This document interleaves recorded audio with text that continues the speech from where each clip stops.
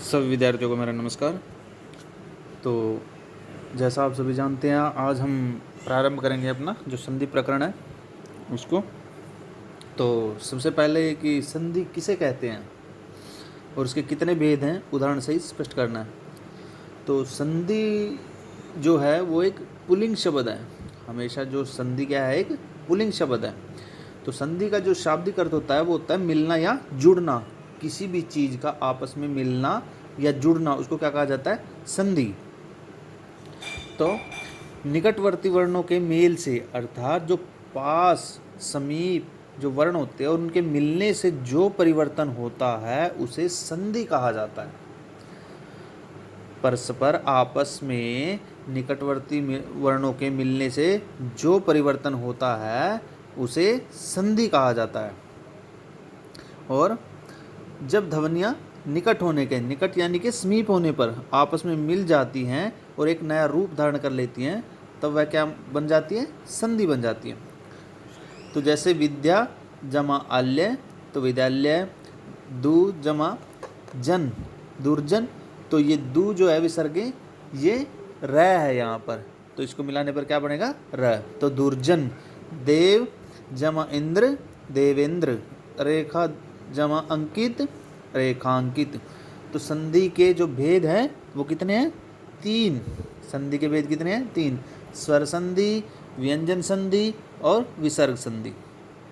तो स्वर संधि किसे कहते हैं, स्वर संधि दो स्वरों का, यानी कि दो स्वरों का स्वर के बाद स्वर आने पर, स्वर के पश्चात स्वर आने पर जो परिवर्तन होता है उसे स्वर संधि कहते हैं।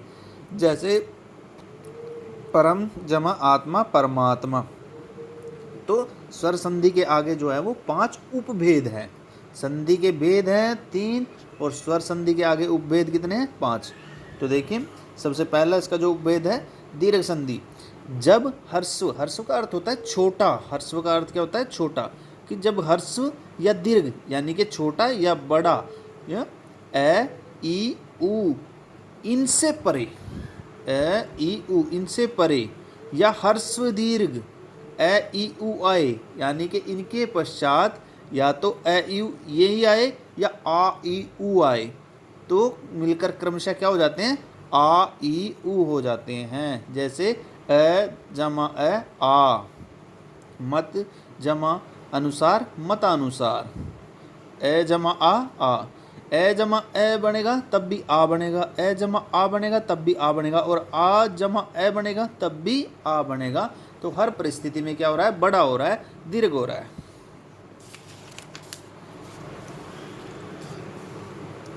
तो आगे है गुण संधि।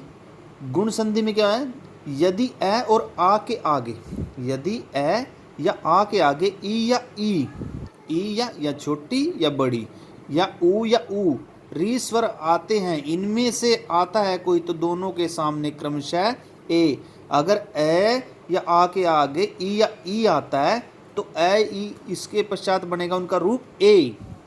और यदि आ या ऊ आता है, इसके पश्चात ऊ आता है तो ओ, और अगर ए या आ के बाद री आता है तो अर।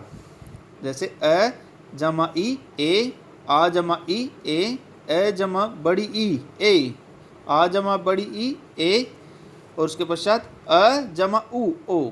तो ये इसके रूप दिए हुए हैं, साथ में ये आपने देखना है। जैसे ए जमा ई ए, तो देव, देव में वह में अ है, स्वर क्या है, आ, और उसके पश्चात क्या है, ई। तो देवेंद्र, देव जमा इंद्र, देवेंद्र। नर जमा इंद्र, नरेंद्र।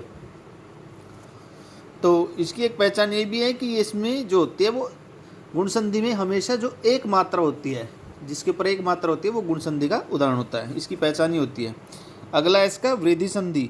वृद्धि संधि जब ए या आ से परे, जब ए या आ से परे ए या ए हो, ए या आ के पश्चात ए या ए हो, तो दोनों मिलकर ए हो जाते हैं। और ओ या ओ हो तो उसी में भी बड़ा ओ हो जाता है।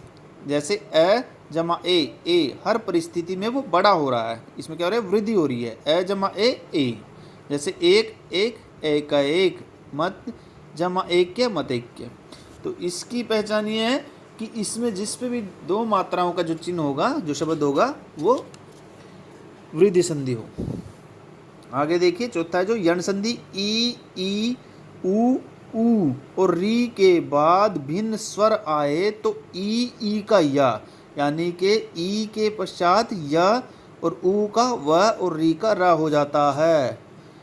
ये देखिए ई जमा अ, तो ये तब्दील हो जाता है या में, अति जमा अधिक अत्यधिक। उसके पश्चात ई जमा आ तो या, और ई जमा उ यू। तो ये साथ में उदाहरण दिए हुए हैं, ये आपने देख लेने हैं। उसके पश्चात है अयादि संधि।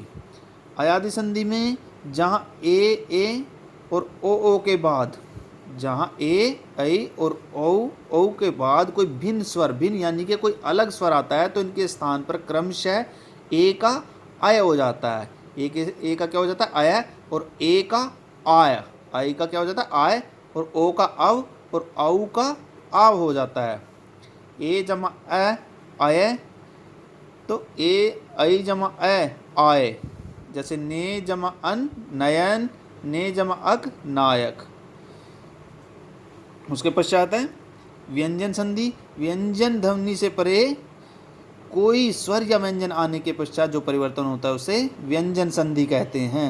जैसे जगत जमानाथ जगन्नाथ, पहला जो शब्द होगा इसमें व्यंजन होगा, उसके पश्चात कोई स्वर आए या व्यंजन आए तो वो व्यंजन संधि होती है।